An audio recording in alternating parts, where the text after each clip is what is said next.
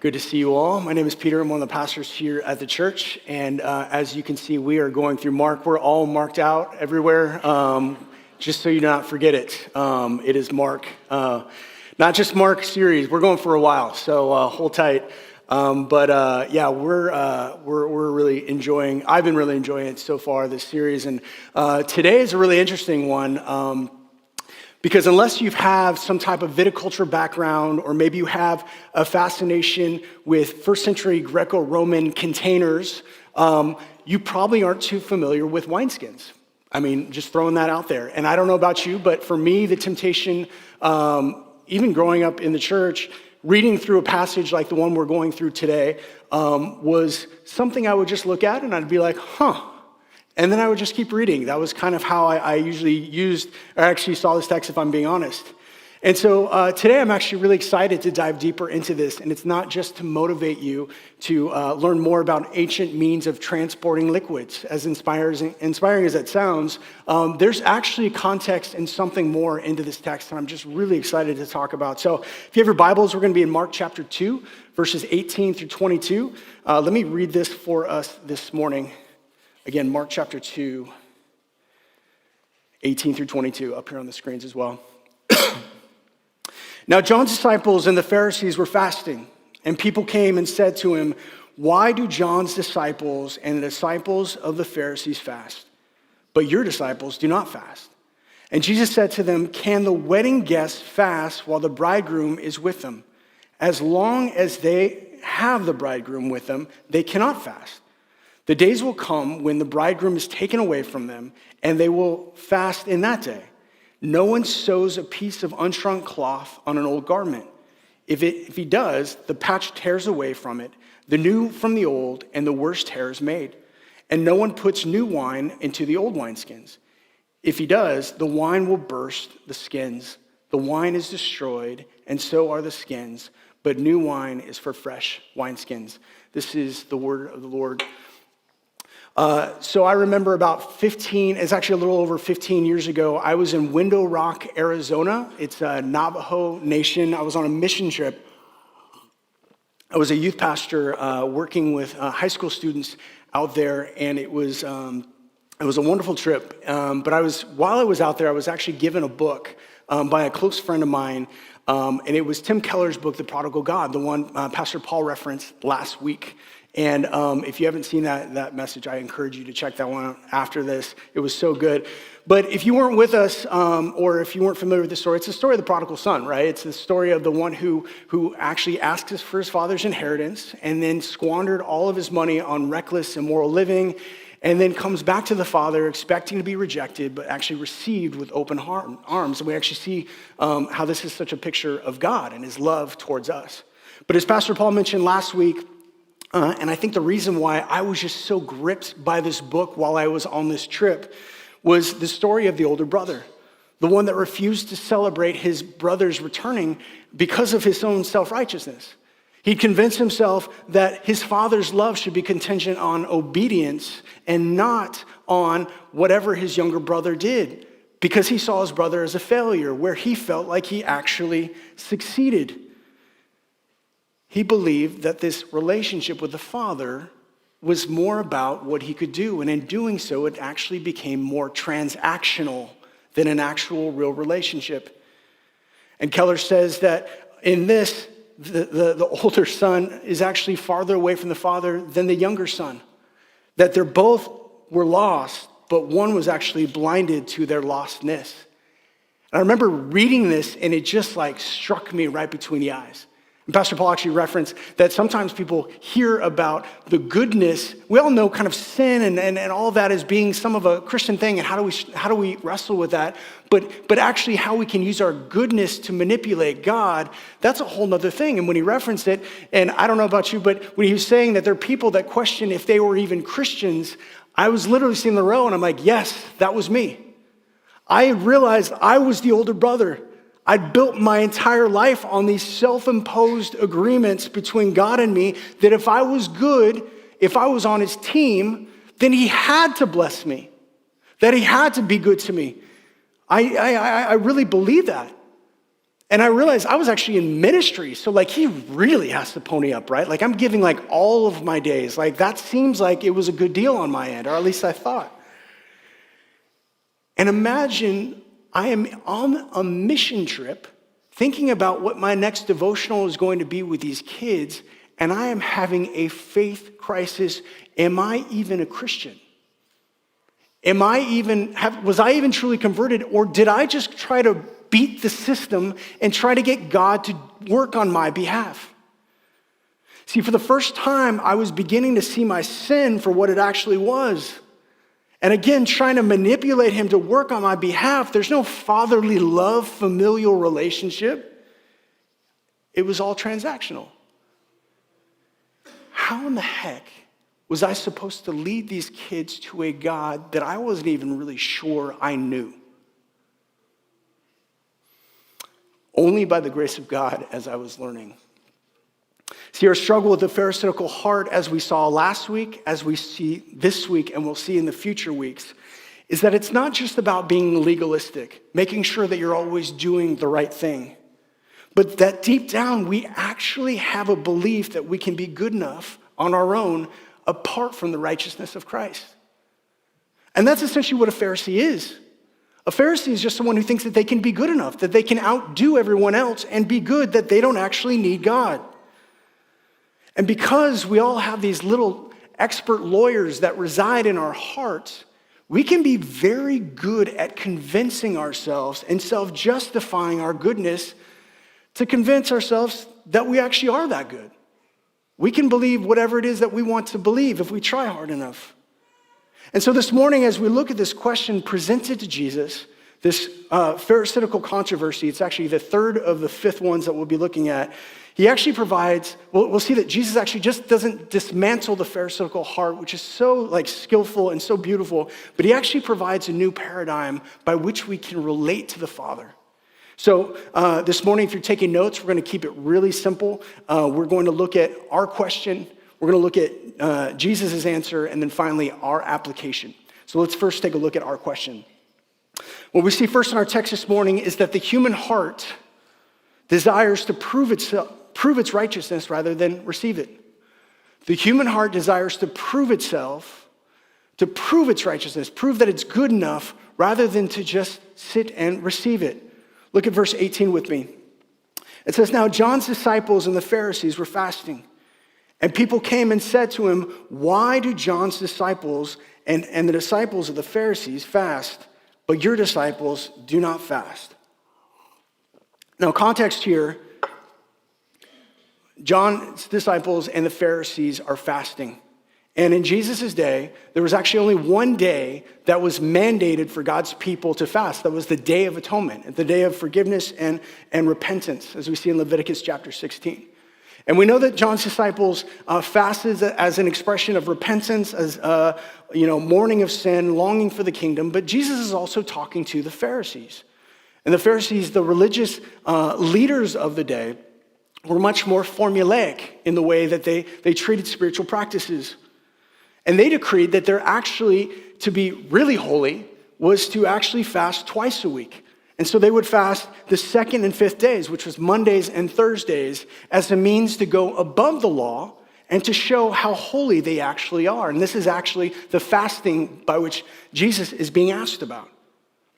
See, if you grew up in the church, or if you're exploring Christianity and you're learning about these Pharisees, you probably think of Pharisees as these religious supervillains, right? They're always trying to find a way to get Jesus, trying to bring him down, because that's how I grew up thinking about them. But when you actually start realizing that Pharisees were very much everyday people, they just longed to do the right thing. They wanted to follow the Torah. They wanted to apply all of God's law to their life. They wanted to push back on the morally corrupt world of Rome around them. Pharisees were very much seen as the moral standard of the day. They knew how to speak, how to behave, how to live, and it projected this holy life to the world around them. They were the kinds of people that you would want their kids to hang out with your kids, if you know what I mean. And yet, Scripture says the way by which they lived, their hearts were actually far from them. collectively believing that their righteousness had a means to kind of evoke God's blessing and favor in their lives. Therefore, deliverance for a Pharisee was ultimately through purity and obedience, as if they can somehow put together this formula and master it to elicit God's divine assistance in their lives. And if they did that, and if they had the right concoction, they could actually get God to hear their cry, free them from oppression, help them to live the life that they always wanted. Therefore, this question is extremely valid. Why aren't you fasting? Why aren't you doing more? Like, get God to work on your behalf. Show him that you're worthy. Why aren't you a part of the team? You're not helping out here. Why aren't your disciples doing this? See, when you drill down on what this question ultimately is, it's not just the Pharisee question, it's very much a human heart question. As we so often, even we might not admit it, but there's a part of our heart that wants to believe that God is contractually obligated to reward us for our behavior, for the good that we do. Look at what author Jerry Bridges says about this. He says, I believe human morality rather than flagrant sin is the greatest obstacle to the gospel today. If you ask the average law-abiding person why he expects to go to heaven, the answer will be some form of because I've been good. The rich young ruler, the prodigal son's older brother, and the Pharisees praying in the temple all had this in common. They were confident of their own goodness. Their attitude is replicated throughout our society. And the more religious a person is, the more difficult it is for that person to realize his or her need for the righteousness of Jesus Christ. What he's saying is the biggest barrier to our relationship with Christ is often not even our own sin and brokenness, but rather the belief that we can actually be good enough and kind of put God to the side. We don't actually need him. And see, whether you're a Christian or exploring Christianity, we all kind of subscribe to this idea that what comes around goes around. There's this idea that we actually kind of think that. And maybe for some of you, the non-Christian idea of karma, and it is non-Christian, creeps in, that if you do good or if you do bad, it's based off of kind of what you've done. It comes back to you. But again, it's this human heart that subtly believes that any type of good or bad really comes from our behavior. But also, if we do good, we feel like we should get good. We deserve that. However, the problem with this is not what Christianity teaches. The Christian perspective is that God's standard for perfection is perfect. There's zero room for error. So every thought we've ever had, every action we've ever taken, every word we've ever spoken must be in complete obedience to the holiness of God. And if that seems daunting, that's because it is. There actually has been no one except for one person actually that's ever been able to accomplish that, and that's not me or you. The good news is that one person was Jesus Christ, the one that willingly exchanged his perfect righteousness for ours and paid the penalty for our failure to perfectly obey on the cross.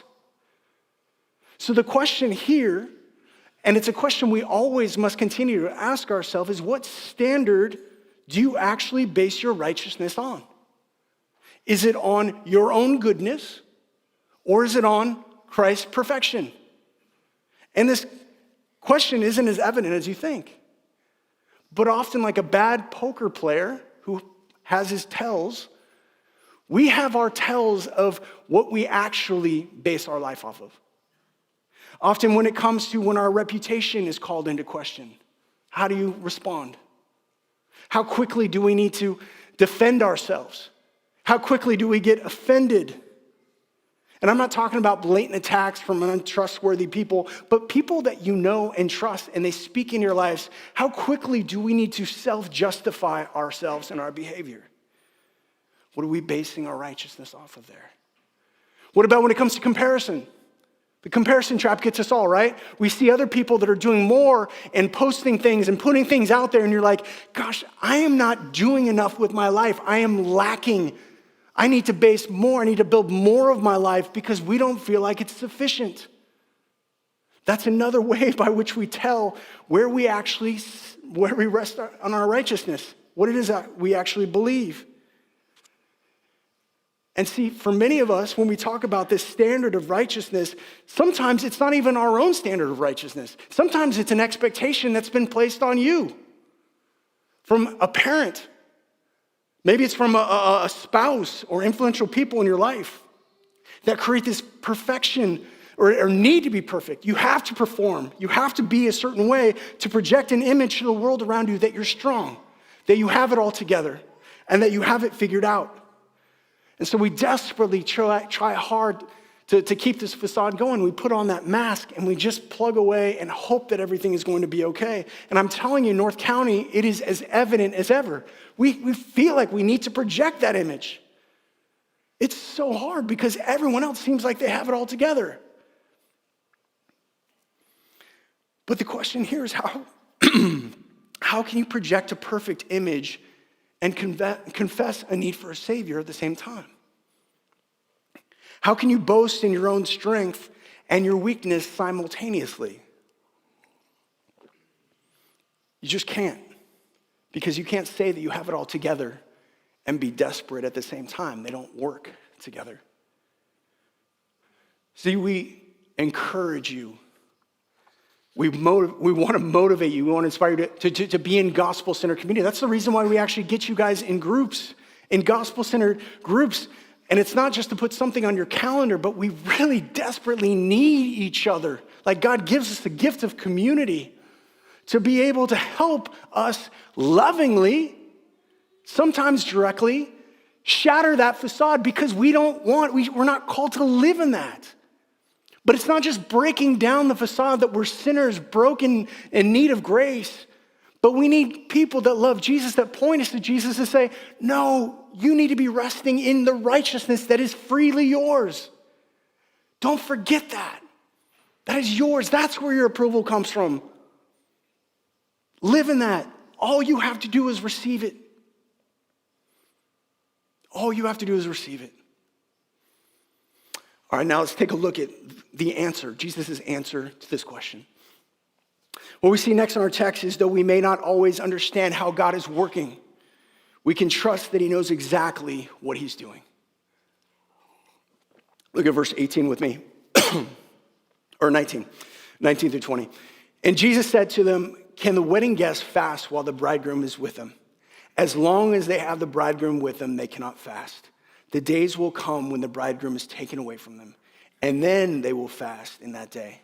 So weddings in those days were these week-long events, and there's actually rabbinical rules that you were not allowed to fast. Like, that's not allowed at all. And it's because it was this picture, this celebration of being with God, the eternal celebration and the fullness of his perfect love and ultimate joy forever. And so weddings were a picture of what that looks like. That's actually one of the great descriptions of what heaven will be. It's joy, feasting, love, rejoicing.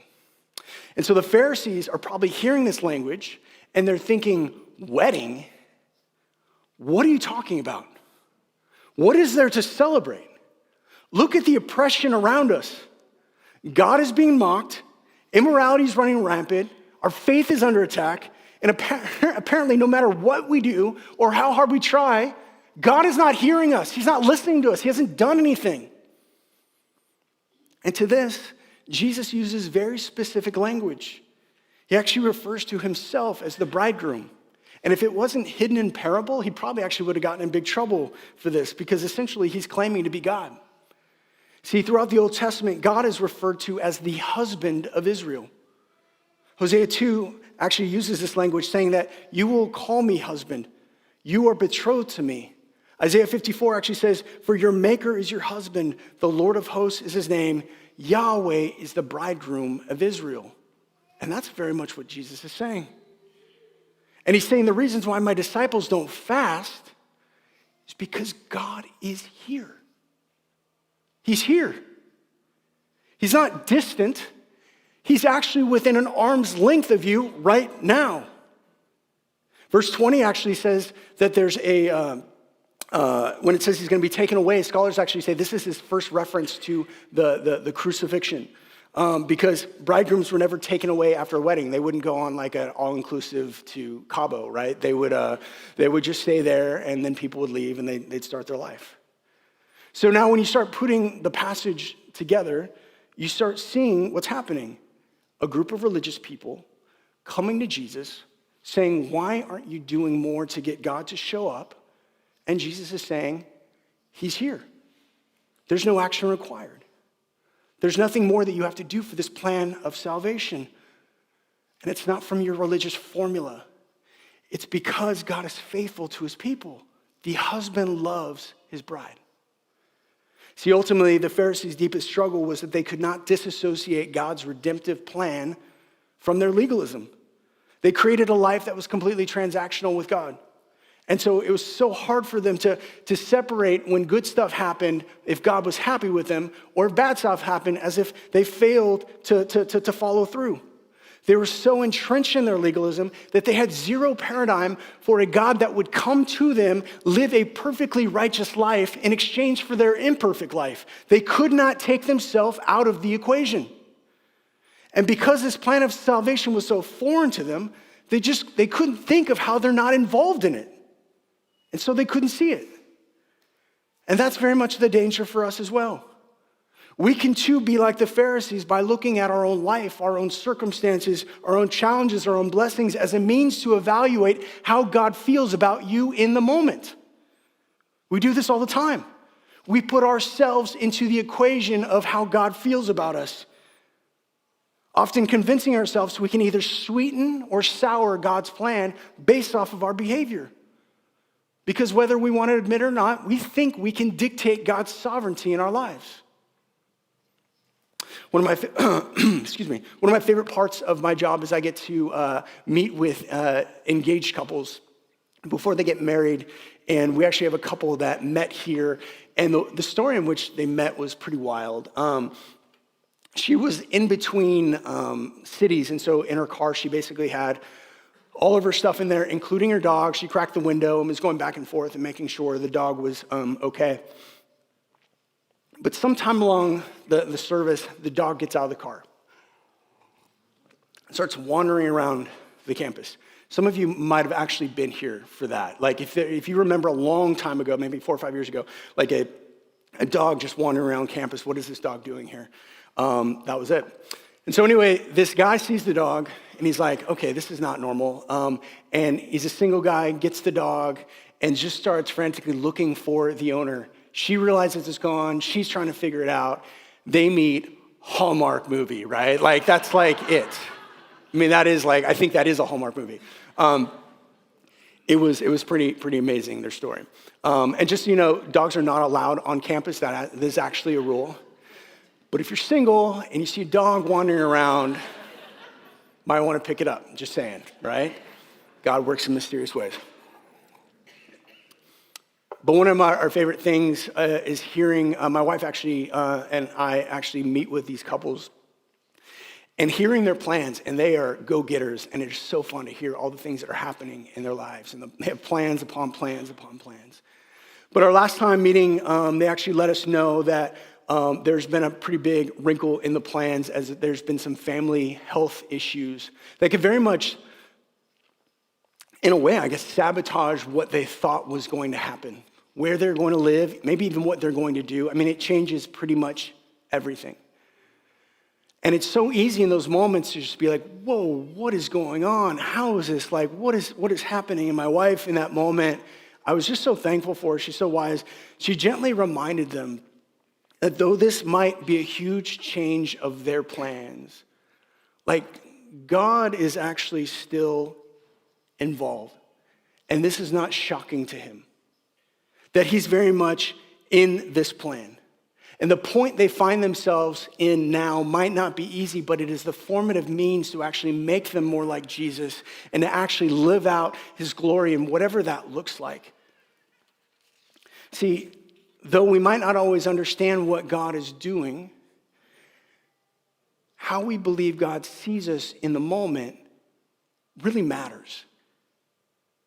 It's all the difference in the world, because if we start putting ourselves into the righteousness equation, we start interpreting everything that happens in our life as an indicator about how God feels about us in the moment.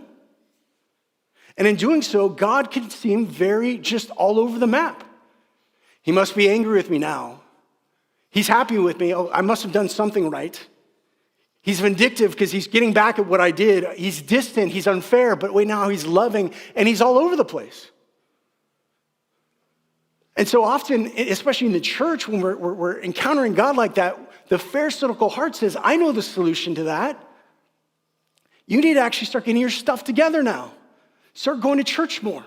Start reading the Bible more. Start praying more. Start serving more. Start doing more. And then you'll actually get God to actually feel good about you, see you in the right way.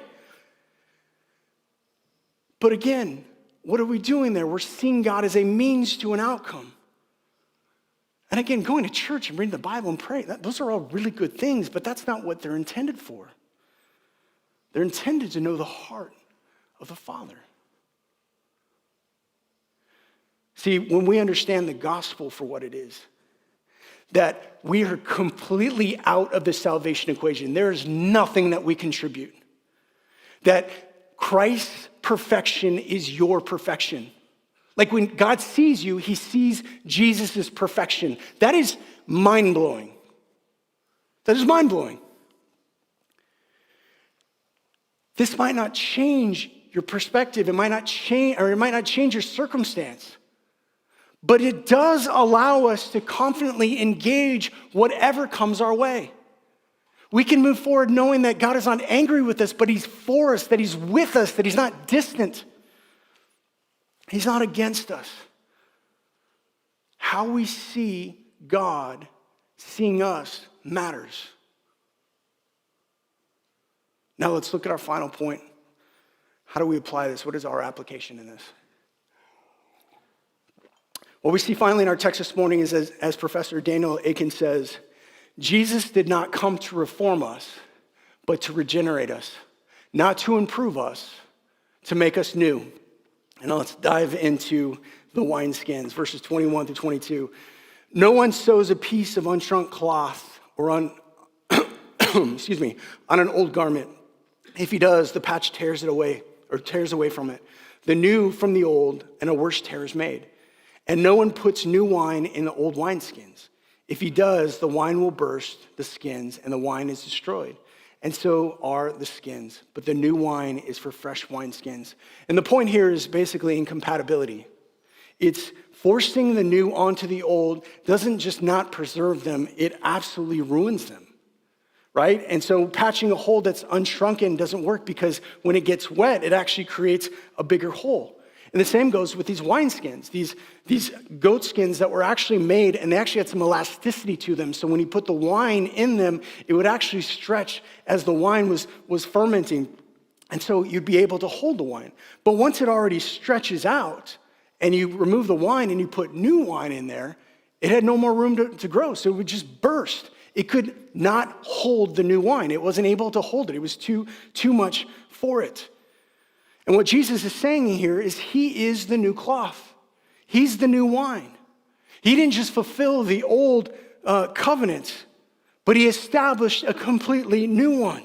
And it was a promise that he is ours and we belong to him, and it's marked by his blood, but it's so much bigger than old religious traditions and structures. He was coming to bring something new.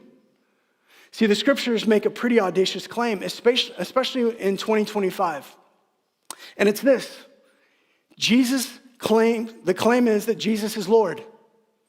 He is Lord over all, over everything and everyone. And that means that he's sovereign. He sovereignly rules over all things. Yes, he's redeemed his people, but he calls us to live under his rightful authority of our lives. He has rightful authority over our lives. Therefore, we do not invite Jesus to be Lord of our lives. He is Lord of our lives. That's who he is. That's what he is. And here in Mark 2, 21 through 22, we see how Jesus' lordship even supersedes all of the religious structures of the past. So the question here is less about Jesus and more about how do we actually engage with this claim, this lordship claim. Typically, there's three general ways by which we do this. versus we either just dismiss or reject it.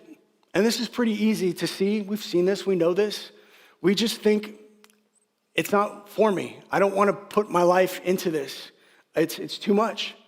And maybe some of us actually who are exploring Christianity, we look at the brokenness of the world around us. We see trauma, we see the pain that we've experienced. Maybe we've even seen other Christians and we're like, I don't know if I want to do that because if that's the product, I don't want to be a part of it.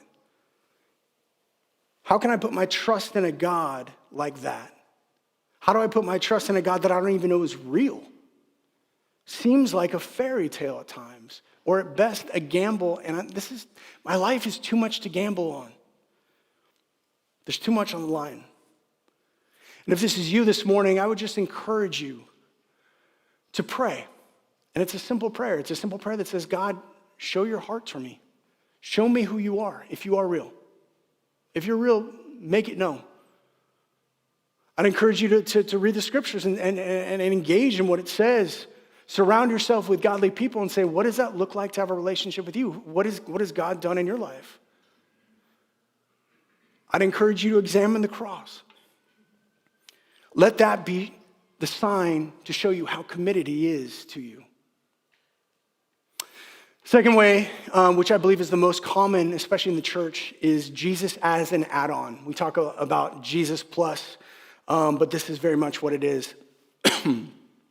And, this is when we talk about this, we're going to be sharing this in our 101 when we talk about Jesus as being more useful than beautiful. And I was at a pastor's retreat, and one of the pastors recently shared an example of a Christian athlete who gave a testimony. And he basically said, I had everything. I had the money, I had the kids, I had the cars, I had the house, I had the model wife. She was probably a model and a model wife, everything. But had it all, right? And I just wasn't truly happy, but then I took Jesus, I had Jesus, and now I'm happy. And, what he said was kind of funny. I mean, it's kind of true. Like, there are probably a lot of people hearing that testimony and were like, give me one. Can I just have one of those, and then I'll be happy, And this isn't to dismiss this man's testimony, as obviously the Lord is working in his life. But if Jesus is Lord, he is the prize. He's the focal point. He's not the final piece to a picture-perfect life. And the danger is for us as Christians, especially, whose hearts, we talk about this a lot, are always making idols. We're clinging on to ways in which we can find approval, security, and comfort. We can often, and think how egregious this is, we can often use Jesus to try to get those other things in our life. We treat Jesus as a commodity because we want these things, and in a way we're worshiping these idols rather than the source. And as I was going through this sermon and preparing, the Lord really just said, before you start pointing fingers, you should probably point it back at yourself. Because I too fall in this line of thinking. My heart latches onto these things way too easily. Rather than Jesus being the source of my approval, comfort, and security, I too can treat Jesus as a means to an end, to get a favorable outcome in my life, and not just the Lord of my life. But Christianity says he doesn't just add on to, the Christian life doesn't just add Jesus onto our terms. That's not how it works. He redefines our lives and he puts it on his terms. Jesus isn't a supplement, he's the center. And it doesn't really work any other way. It's all or nothing. And that leads us to the last one, surrender. What does this look like?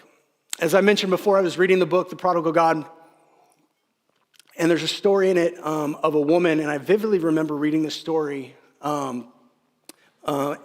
she basically shares about how she is encountering grace for the first time, and this is what Keller writes.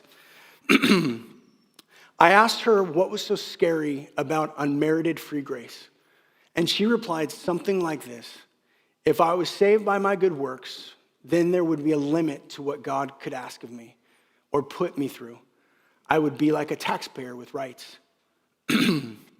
I would have done my duty, and now I would deserve a certain quality of life.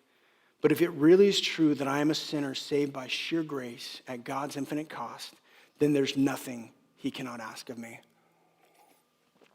I literally remember the room I was in while I was reading this, and the conviction that I was living as a taxpayer with rights. I believed I deserved a certain quality of life from God as well. I made so many one-sided agreements. God, if you do this, then I'll do this, as if I actually had a place to do that. I couldn't even count them anymore. However, as I read this last line, I could feel my pharisaical heart softening. And this is how I actually knew it was softening. Because in the past, I would have read that last line that there's nothing you can ask of me, and I would have been paralyzed with fear. I very much was a terms and conditions kind of guy. Tell me what I need to do here. Like, are we talking church attendance?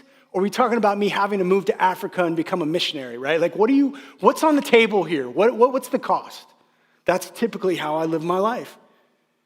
Because deep down, I had these non-negotiables involving creature comforts, security, and plans for my future. But for the first time, my heart wasn't drawn to what the cost would be. For the first time, I was beginning to be fixated on the astonishment of sheer grace. That there's nothing I can do to earn this. That there's nothing I can do to lose it. It is completely upon you. At what cost? At God's infinite cost? The cost of Jesus for me, for my life? See, what stirs our hearts to surrender is when we begin to catch a glimpse of our infinite God paying the infinite cost for our unrelenting sin, motivated solely by his love for his kids. I can tell you now, 15 plus years later, I am not you probably can't tell if I'm a more moral or values guy. I'm probably very similar in a lot of those ways. But I can tell you this. I am way more desperate. And I have seen Jesus show up in way more ways. And I am so more in love with the Father. And I know that he's with me. I know that he's for me. And it is all by grace. The gospel truly changes everything. Let me pray for us.